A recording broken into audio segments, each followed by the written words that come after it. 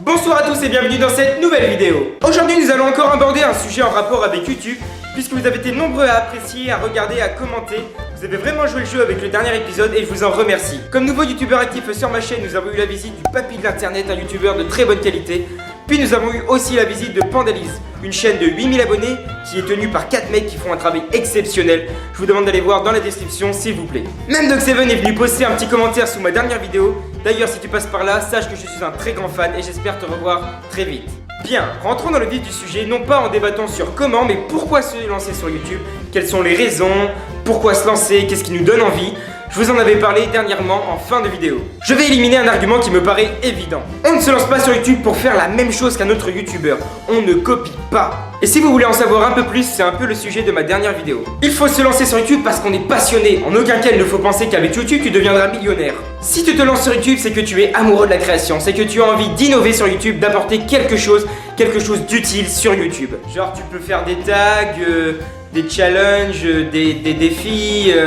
Ah, ça, t'as pas intérêt à faire ça. Ah non, parce que là... Surtout, le mot que tu dois retenir de cette vidéo, c'est innover. Ok, donc tu as bien compris pourquoi se lancer sur YouTube. Parce que tu aimes la création vidéo et que tu as envie d'apporter quelque chose de nécessaire sur Internet. Voilà, merci d'avoir regardé la vidéo. Tu peux t'abonner...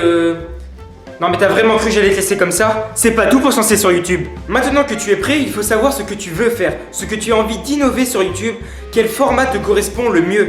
Il te faut un concept de malade, pas des vidéos qui expliquent aux autres ce qu'il faut faire alors qu'il ne le sait pas lui-même. C'est qui a écrit le texte?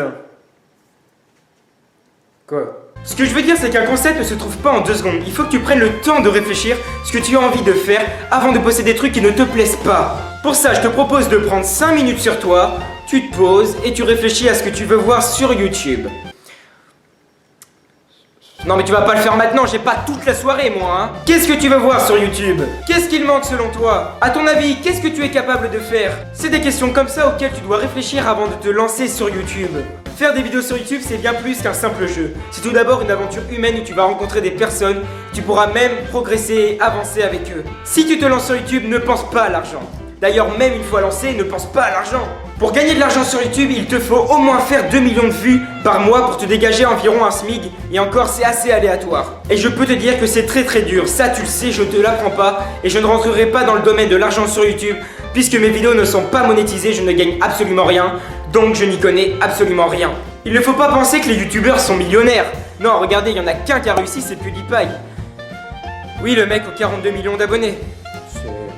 C'est pas mal. Enfin, je veux dire, c'est...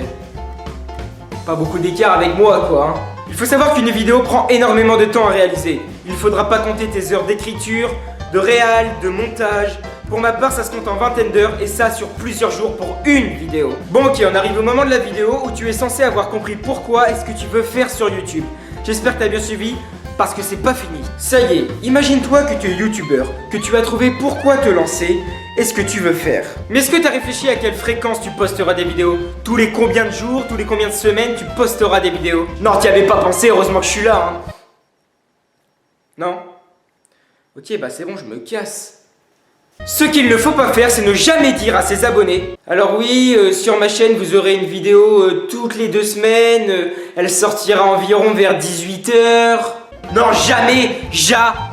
Sinon, tous les jours, tu vas te foutre une pression de malade. Et si tu n'arrives pas à poster une vidéo tous les jours, suivant ton nombre d'abonnés, tu vas recevoir des commentaires qui vont demander quand est-ce que tu sors une nouvelle vidéo. Et des fois, ça peut aller très loin. Je ne suis sûrement pas le premier à te le dire, mais il faut que tu privilégies la qualité à la quantité. J'espère que tu comprends bien ça parce que c'est super important. Une vidéo bâclée est une vidéo nulle. Elle pourrait endommager ton concept et ce serait super dommage. Fais ce que tu veux, quand tu veux, où tu veux, comme tu veux, avec qui tu veux. Ça commence à devenir un peu gênant cette conversation. Sur YouTube, tu dois être libre. C'est Internet, mon gars. Tu dois faire ce que tu veux. Surtout en ton avantage. Non mais ça va. Arrête de te la péter. Maintenant que t'as trouvé pourquoi, ton concept, ta fréquence... Mais tu vas te filmer avec quoi? Tu avais pas pensé à ça? Ben non, tu vas attendre la prochaine vidéo pour connaître le matériel de base pour se lancer sur YouTube. Voilà, c'est la fin de cette vidéo. J'espère que je t'ai éclairé un peu plus dans le domaine de YouTube. Surtout, mon gars, si tu veux faire des vidéos, mais fonce. N'écoute pas les autres, fais ce que tu veux. Mais surtout, suis les étapes que je viens de te donner. Si tu es youtubeur débutant, je te propose de venir me présenter ta chaîne en m'envoyant le lien par mail, surtout par mail, qui est dans la description. N'oublie pas de défoncer le bouton like parce qu'il fait trop le malin. Partage cette vidéo à tes potes, faites-moi gonfler ce nombre d'abonnés. Et on se dit à très vite pour de nouvelles vidéos.